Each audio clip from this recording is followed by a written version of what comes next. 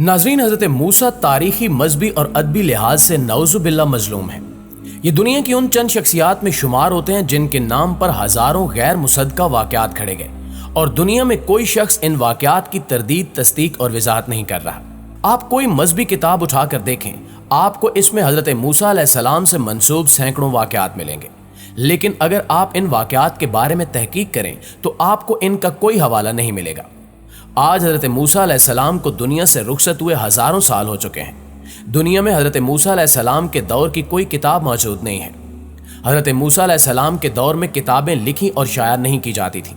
ये कागज से भी पहले का ज़माना था। फिरौन पैपरस नामी दरख्त की छाल पर अपने फरामीन लिखवाते थे। ये फरामीन और दरख्तों की ये छालें भी ख़त्म हो चुकी हैं। फिरौनों के दौर का रस्मुल ख़त और तर्ज तहरीर भी आज मौजूद नहीं। माहिरीन एहरामों की दीवारों पर कुंदा इबारत तक नहीं समझ पा रहे। चुनांचे हज़रत मूसा अलैहिस्सलाम से मंसूब वाक़यात की तारीखी लिहाज से तस्दीक मुमकिन नहीं है। दूसरा, हज़रत मूसा अलैहिस्सलाम और अल्लाह ताला के दरमियान होने वाली गुफ्तगू का कोई ऐनी शायद भी नहीं है।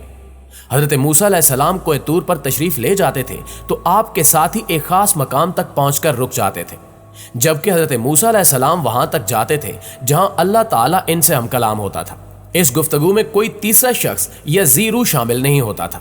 चुनांचे अल्लाह ताला और हज़रत मूसा अलैहिस्सलाम के मुकालमात का कोई ऐनी शाहिद नहीं था। दोस्तों, हम ये फर्ज कर लेते हैं कि हज़रत मूसा अलैहिस्सलाम कोह तूर से वापस आकर अपने किसी पढ़े लिखे साथी को अल्लाह ताला से होने वाला मुकालमा लिखवा देते थे, लेकिन सवाल यह है कि वो लिखा हुआ कहाँ है। वो अगर किताब की शक्ल में था तो वो किताब कहाँ है? वो अगर पत्थर पर कुंदा हुआ तो वो पत्थर कहाँ है? और वो वाक़यात अगर दरख्तों की छाल पर लिखे गए थे तो दरख्तों की वो छाल कहाँ है? दुनिया में किसी जगह इनका कोई आसार नहीं मिलता। लिहाजा यहाँ सवाल ये पैदा होता है कि फिर ये वाक़यात कहाँ से आ रहे हैं और इनका पस मंज़र क्या है? ये सवाल आज के अज़ान में बार बार पैदा होता है और लोगों को परेशान करता है। हमारे पास हज़रत मूसा अलैहिस्सलाम के चंद मुसद्दक़ा वाक़यात हैं।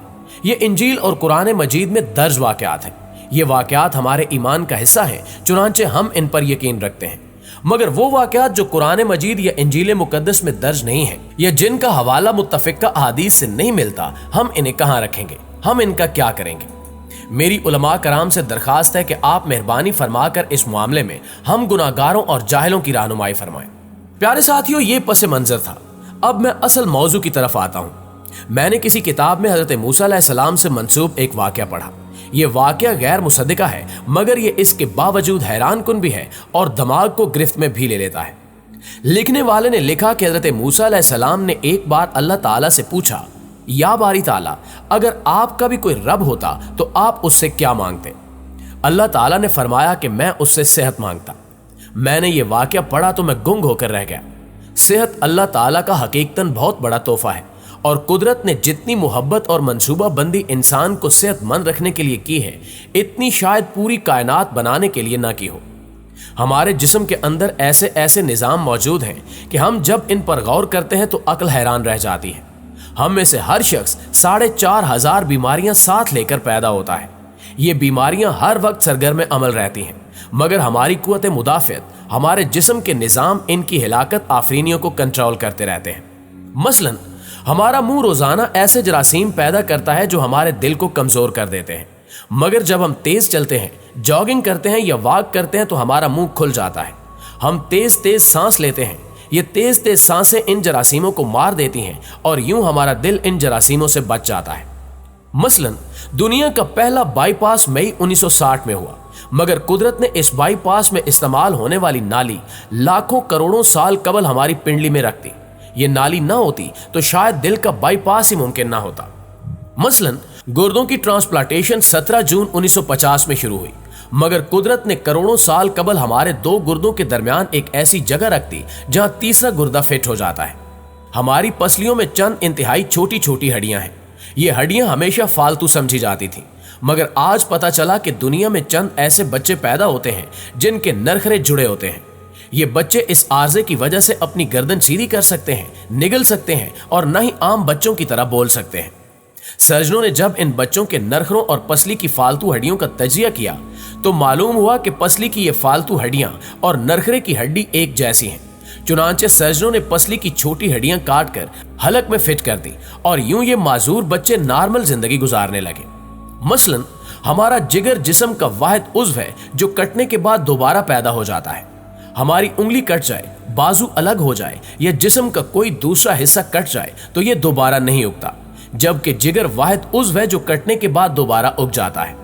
साइंसदान हैरान थे कि कुदरत ने जिगर में ये अहलियत क्यों रखी। आज पता चला कि जिगर उज़्व रईस है, इसके बगैर जिंदगी मुमकिन नहीं है और इसकी इसी अहलियत की वजह से ये ट्रांसप्लांट हो सकता है। आप दूसरों को जिगर डोनेट कर सकते हैं।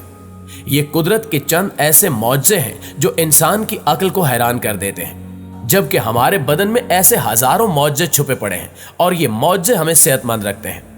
हम रोजाना सोते हैं, हमारी नींद मौत का ट्रेलर होती है।